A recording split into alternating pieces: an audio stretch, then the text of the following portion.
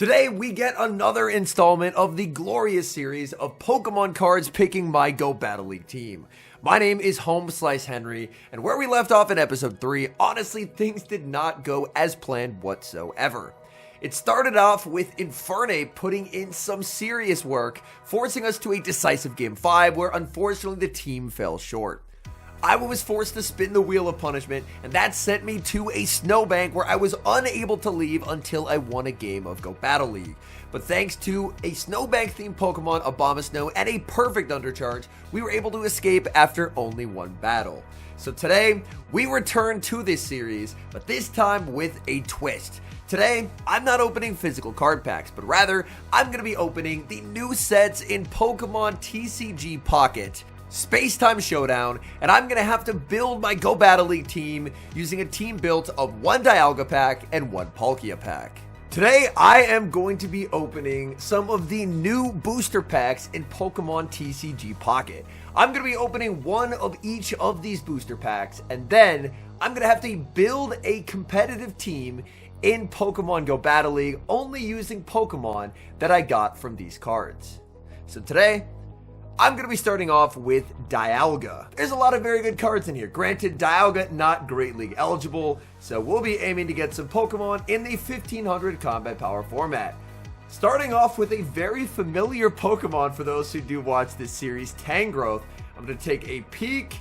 It looks like we're getting basic cards here. Tangrowth, Hitmontop, Snover, Electabuzz, and Drapion. Drapion, a highly meta-relevant Pokemon. So we're honestly off to a pretty good start. Hitmontop, the counter nerf not doing it any favors, and Tangrowth, well, we used that last episode, so I'll use it if I have to, but if there's a way that I can use new Pokemon, then that would definitely be the goal. Now, we're going to be opening up a Palkia pack. Okay. Looks like we got something back there. Kricketot, not a playable Mon. Chimchar, not playable. Scorpy, not playable. Floatzel is playable, but is terrible. Oh, we got a Cresselia. Cresselia is a very playable Pokemon. So the good news is we have some actually really good options here. I have now switched over to the Pokemon Go app, which is back where I belong. And we're going to be looking to build a team. Now, out of the options we had, of course, Drapion, highly meta-relevant Pokemon. So Drapion, absolutely making the team. Cresselia as well. I do have a Shadow Cresselia. Ooh, do we use Shadow? I think we're going to use the Shadow Cresselia, just to add a little bit of fun. And then our remaining options, I have it pulled up here on my second monitor. We can do Hitmontop. We can do Tangrowth or Floatzel. Floatzel is absolutely awful. Do I have one? Okay, I have a shiny one. It does have Swift now, and Swift did get a buff. But my guess is that Floatzel is not going to be able to power up any higher. And building him on at 1474, not my favorite. Oof, that is painful. You absolutely hate to see it. I'm curious, what moves does Floatzel get? Oh, that is terrible. Waterfall and then probably Swift and Liquidation. So I think I'm going to make the official decision to go with Hitmontop as the third Pokemon for this team. At the time of recording, my ELO 3177, which is about top 200 in the world. So keep in mind, as we're trying to get 3 wins out of 5 to avoid this punishment wheel, we are going to be going up against some absolutely stellar competition. Okay, it looks like we do have a match against Scoffo, a very good battler from Europe. Okay, Shadow Cresselia, Annihilate. This is a good lead for us. However, Rage Fist will absolutely add up. Annihilate choosing to stay in. In comes Charjabug. I don't have a strong answer to a Charjabug safe switch, so I'm going to stay in with the Shadow Cresselia, and I will look to fire off this Moonblast. Moonblast connects. Landing that damage is quite nice. Now I can bring in the Drapion. One tricky thing here is I don't think an Aqua Tail KOs. I guess I could try and play for the CMP tie here against the Charjabug. Oh, the Volt Switch goes through. That is not good at all. Giving a Charjabug free energy, very scary. Charjabug will commit the shield. However, we do see a defense drop, which is nice. I'm still worried that I might get farmed down here. Okay, we'll throw this. I wouldn't be surprised to see my opponent let this go and just take a lot of farm on the Annihilate, because they know that Annihilate's energy will go quite far, and that's exactly what they're going to do. Annihilate does get that perfect farm down, and they now have a lot of energy. It's going to be Drapion, and I have Hitmontop. I'll be honest. I don't think we're in a terrific position at the moment. I was hoping it was going to be something like Dugong, but this is not Dugong. So, we're in a bit of a difficult position now.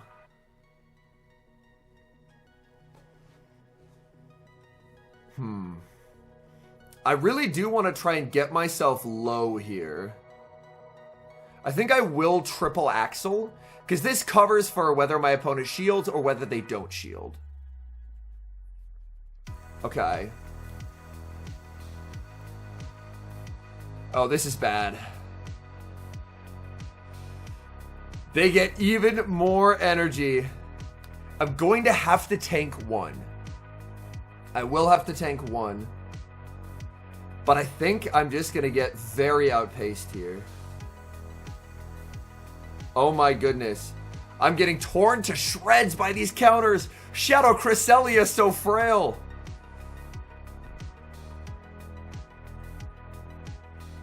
My opponent no-shields the Grass Knot. I'm going to shield. That's a great no-shield by them. Can they get to a third Rage Fist before I get the Psycho Cut down? That's what this game is going to come down to here. We get the farm down. That got way closer than I think it should have. But we take a Game 1 win. The Pocket Cards honestly gave us a pretty good team. I mean, Hitmontop is not good at all. Hitmontop is terrible. But Cresselia, a playable mon, and Drapion, of course, top meta. Okay, we have a queue for game number 2 against Filbeg. Filbeg, a very good battler. Shadow Cresselia, Shadow Dragonite. Now, despite the type advantage here, this is a scenario where being Shadow, drastically worse for Cresselia. Cresselia going to be hit with a Dragon Claw, and Shadow on Shadow, this is just going to do way too much damage. This is where having the regular would definitely be a big plus. Let's look at that. You just get absolutely rocked with that damage. Oh my goodness. I will bait, as this is a guaranteed shield from the Dragonite, and I need to get shields down. My opponent will commit the shield. They could catch out of this, but I will... Ooh, okay. They throw. I think I'm okay with that. I think I'm okay with that. The issue is Drapion is my one good Pokemon left remaining, and I'm going to have to bring it in here, which is never fun. Oh, man. They get there, too. All right. I think my win con in this game is immediately, which feels absolutely terrible, 2 shield Hitmontop. I needed it to be like a Dugong Diggersby backline. Or for there to be like a Bastiodon back there. Oh my goodness. What is this? Oh man. I'm getting cooked by an Oranguru. Oh man. Drapion was so good in back. Oh, this is a terrible day. This is a terrible day. Getting cooked by an Oranguru. That's how I'm gonna lose. Oh my goodness. Alright, Shadow Cresselia. I'm definitely regretting the choice to pick the Shadow in this game number 2. Because the regular definitely could have done a lot better. And here, that's a sad day for a Drapion, losing to Oranguru.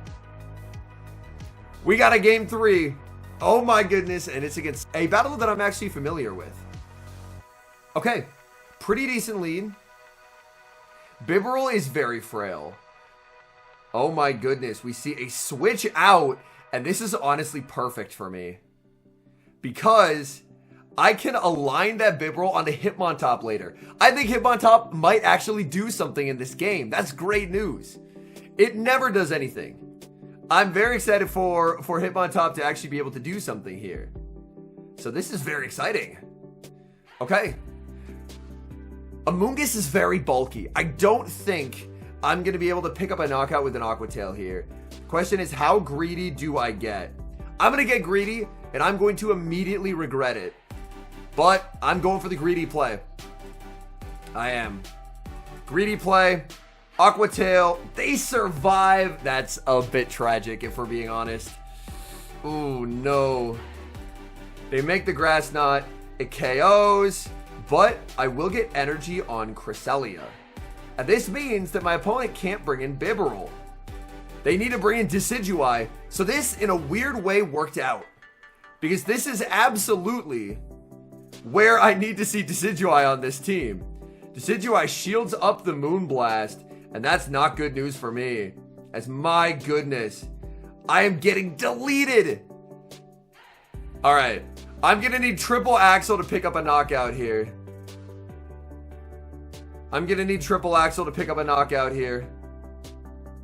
In comes Hitmontop. They have so much energy. This is tough. They should always Spirit Shackle, so I think I let this... They Frenzy Plant. Oh, no! They Frenzy Plant! Oh, my goodness. I tried to call the bait, and I got absolutely rocked. Speaking of rocked, they get deleted here. Shadow Cresselia. Can we make the move? We cannot, and we lose. Oh my goodness. That's a bold call by my opponent, full sending the Frenzy Plant. But it ends up working out for them. I thought they would bait, but they didn't. And now our backs are against the wall. We have no games to give here. I'm going to need to clutch up. And my goodness, even when I thought Hitmontop would be able to do something, unfortunately it did not. And there is our cue. Battle number 4, Ash to Dash, the runner-up at the North American International Championships. We get a lead. Annihilate lead is back. It is their Shadow Annihilate, though. Shadow Annihilate staying in.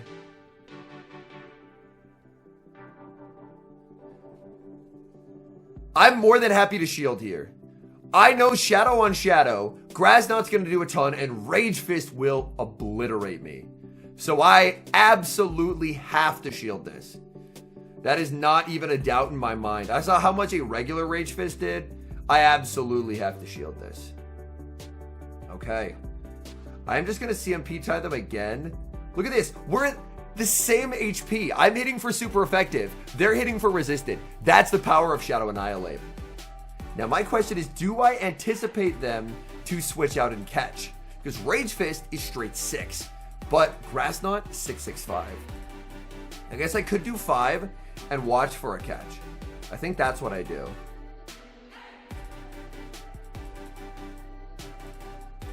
Okay, we hold on to the energy.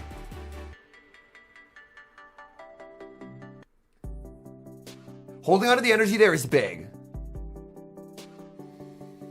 An issue, of course, is the fact that, unfortunately, the Annihilate is going to get a ton of farm. The Annihilate's going to get a ton of farm, which is tricky, but... Because Annihilate, as they go for the Fire Punch here, I paused there for a sec because I was like, wait, did I mess up? But no, we're good. We're good. Annihilate's going to get one counter here, and that lets them leave with a Rage Fist. Ooh, the clock will be up, though. They go Azumarill. Oh, this is going to be a very tricky game. 2. They Rage Fist, anticipating a switch out, but I didn't switch out. And a Rage Fist here is fine. Yeah. I'm pretty fine taking that damage.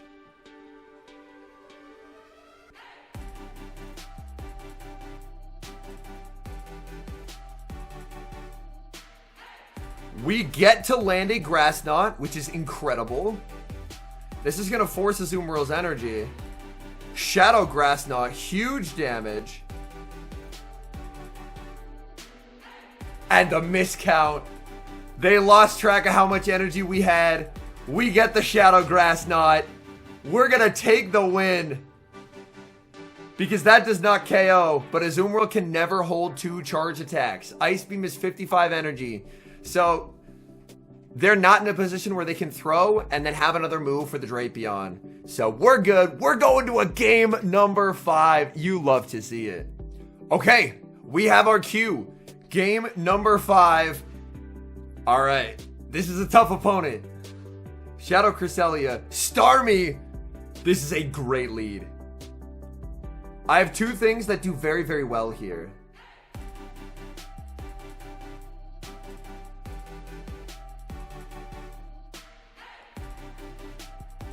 Shadow Grass Knot. Starmie is not a tanky Pokemon.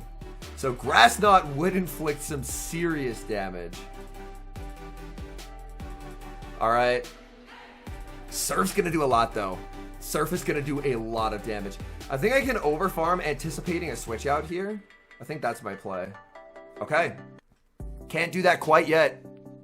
Starmie going to grab the shield back. Drapion will do amazingly into Starmie as well. When do we see the switch out here? We do not see it. Okay. No switch out comes through. This means that I get the Grass Knot to either land or grab the shield. Okay. This is actually kind of bad though. I think my best course of action is throwing away the Hitmontop. I think throwing away the Hitmontop is the best course. Because my goodness. This is not great. This is not great.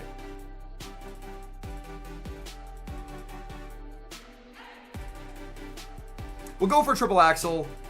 My opponent can overfarm well here though, and that's going to make things difficult on me. Because they should try and exit this matchup with a lot of energy. Yeah, that's a great overfarm by my opponent. That is very well executed.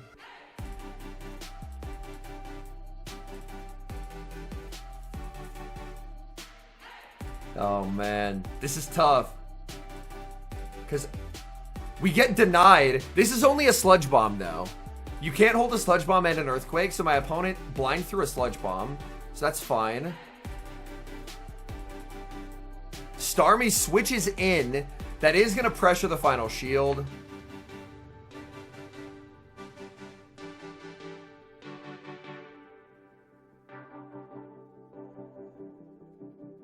Overfarmed by 1, getting a little greedy, but Starmie unable to make the move. My opponent blind throwing the Sludge there honestly helped me out in a huge way. It could be Diggersby, I guess.